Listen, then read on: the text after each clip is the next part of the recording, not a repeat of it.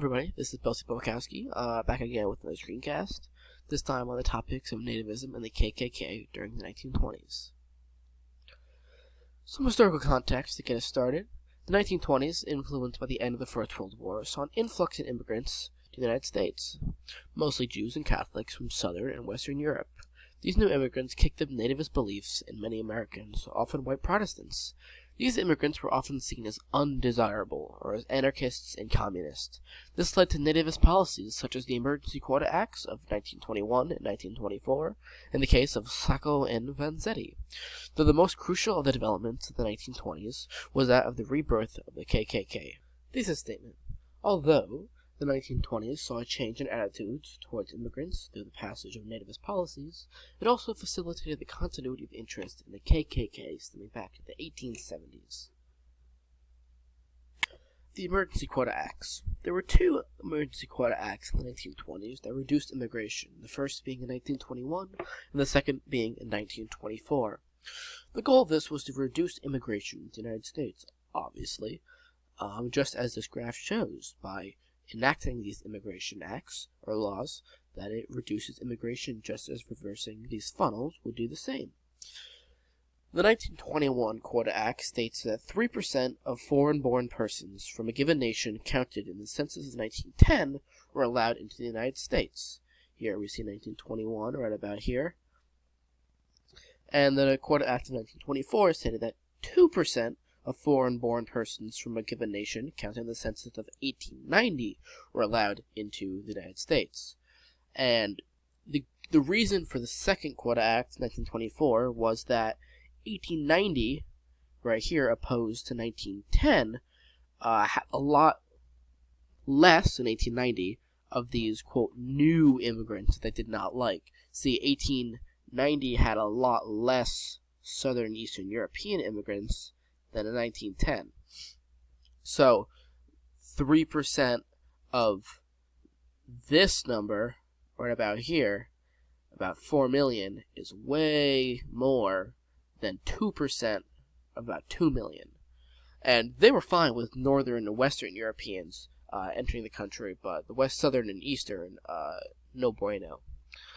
And, as you can see, the war, World War I, had decreased immigration as well, but not nearly as much as the two Quota Acts of 21 and 24. The first Red Scare. In the early 1900s, the Bolshevik Revolution in Europe, in Russia specifically, created a lot of scared mentality, a lot of fear in the United States that would happen in the United States. Because one of the points of the communist revolution in Russia was that there would be a widespread global revolution across the world. And there were many labor strikes in the United States because people wanted better working conditions. That's quite simply the reason. But people framed them as, oh, the communists are coming. The communists are going to destroy us. And so there was a lot of fear, a lot of scared people in the United States.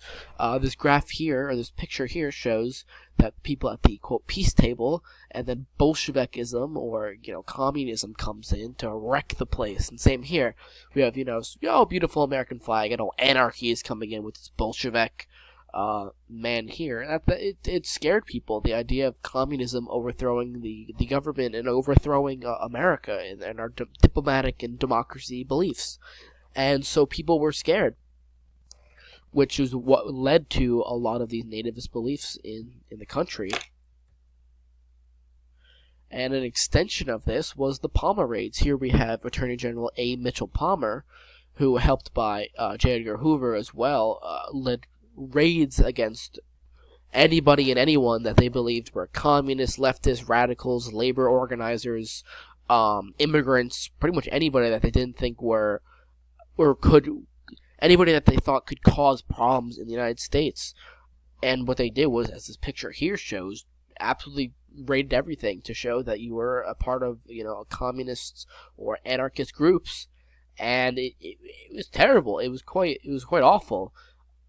Because this guy, destroyed people's lives by accusing them of being communists and anarchists. And one of the major parts of this was the USS Buford, which sent 249 opposed or alleged communists back to Russia, often called the Red Ark or the Soviet Ark.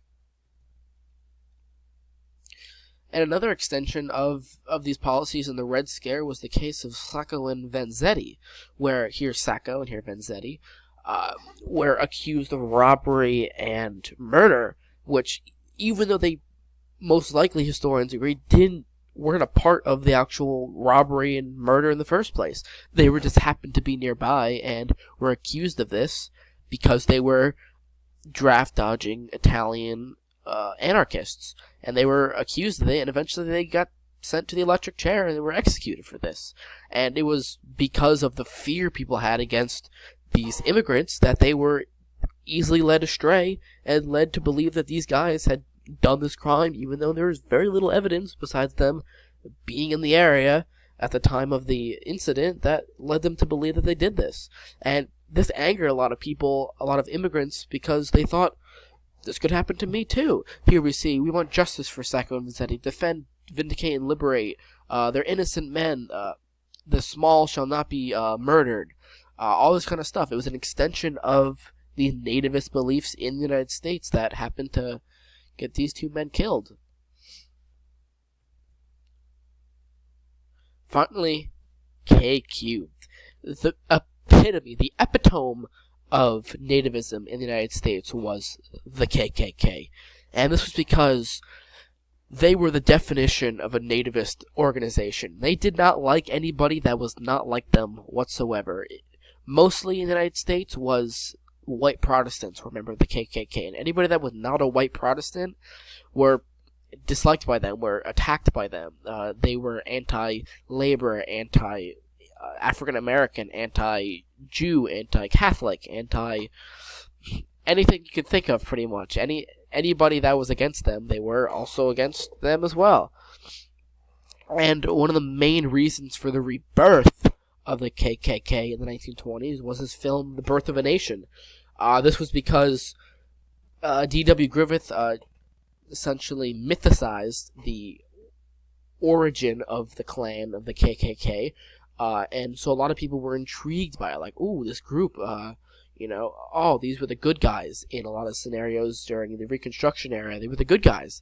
I want to be a good guy too. I want to be a member of the Klan. And one of the major things was in the 1920s was that it wasn't just in a major force in the South, like during the 1870s. It was everywhere, in the North, the South, the Midwest, everywhere. There was a great amount of people that were a part of this, part of the KKK.